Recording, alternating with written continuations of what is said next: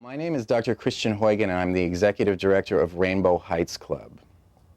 Rainbow Heights Club is a psychosocial advocacy and support agency that was specifically designed to meet the needs of people who are lesbian, gay, bisexual, and transgender, and who are living with serious and persistent mental illness. Rainbow Heights Club was founded on the radical notion that LGBT people living with mental illness are human beings, and that they deserve the same dignity, respect, and right to self-determination that everybody else does. And we have conclusively demonstrated over the past 6 years that when people have this basic freedom and respect, the positive impact on their mental health is enormous and almost immediate. 90% of our members say that they stay out of the hospital every year because of the support that they receive from Rainbow Heights Club. And as a result, we are saving all New York State taxpayers millions of dollars every year.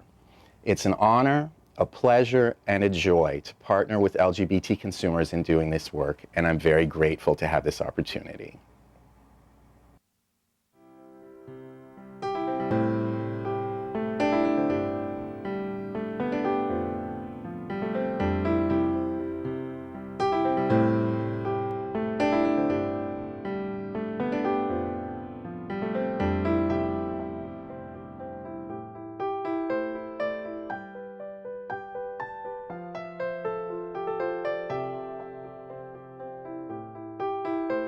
I'm a member of Rainbow Heights.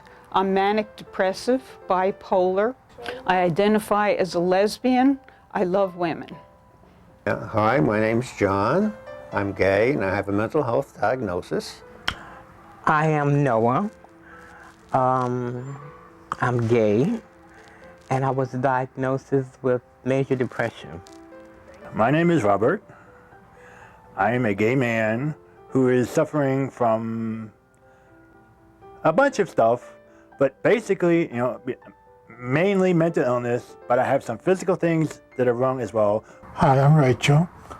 I'm a transgender member of Rainbow Heights, one of the many, and I have a diagnosis of schizophrenia. I've had it for quite a while now.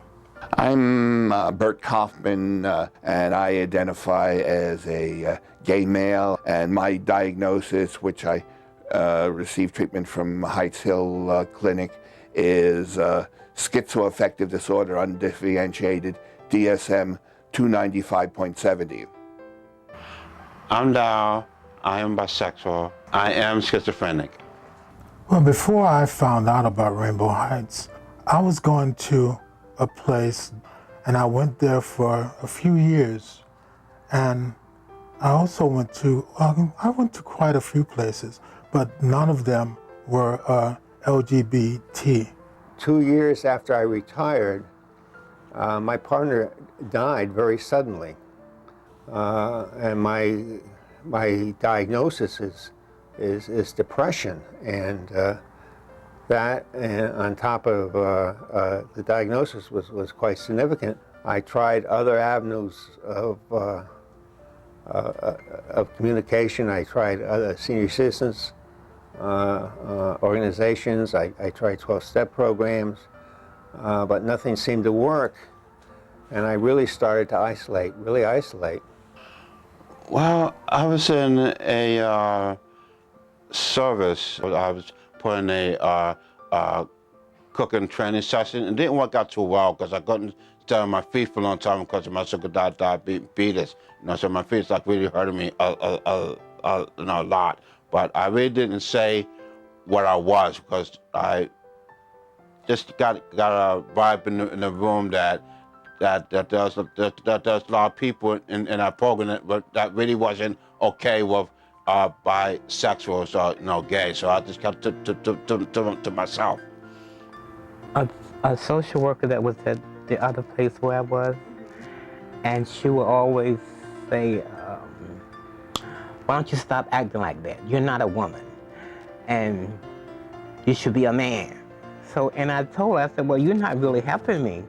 You're supposed to be here to try to help me. But, and then she would laugh it off, say, oh, I'm just joking, Well, when I was in previous mental health organizations, etc. Before I came to Rainbow Heights and Heights Hill, which is my clinic, right, which is right downstairs. I pretty much didn't talk about my LGBT issues with my therapist, not because I couldn't, because they weren't really adequately trained in LGBT, mental health. They were just trained in mental health, period. Well, over the years, I've had some bad therapists and bad therapy, and that's one of the empowering things for the recipient, the consumer, the patient, to realize that it's not working with a given clinician and to terminate therapy. So termination of therapy is an empowering step to leave a clinical setting that's not working for the patient's benefit and try to get a fresh start, a better start somewhere else. My therapist kept telling me, go to Rainbow Heights, please go to Rainbow Heights. And I remembered reading in the gay publications about the Rainbow Heights Club. So I got on the elevator and walked in. I was a walk-in, and it was one of the most important things I ever did in my life. Well, I live in an adult home for facility, and a case manager that I had at that time put me in Rainbow Heights, and she told me what it was, and I thought that Rainbow Heights was the right place for me to be at.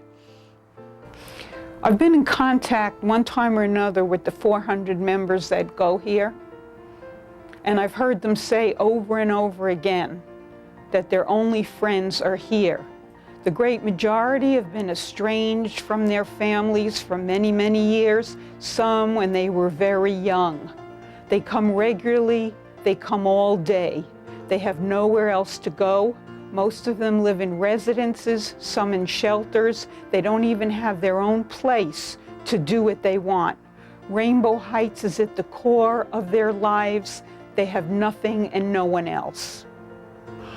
I feel good because I made a lot of friends here. When I come here, I accepted by them with a lot of love and caring. They hug me and they kiss me. I feel like I'm with a family here. I really felt good about being here, and I actually get to be a part of the Rainbow Heights Club. I'm working in the kitchen and just going places with them. It's very, very empowering to be in here and to be with other people like themselves. You're not alone and isolated, that there are other people out there in the world like ourselves.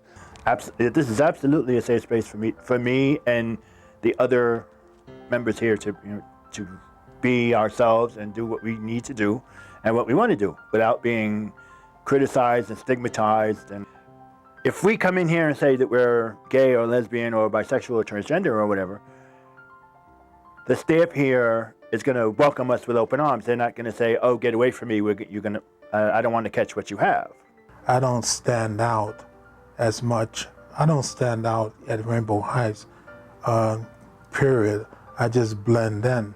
And that's the difference between going to Rainbow Heights and going to another facility that's geared towards the overall community.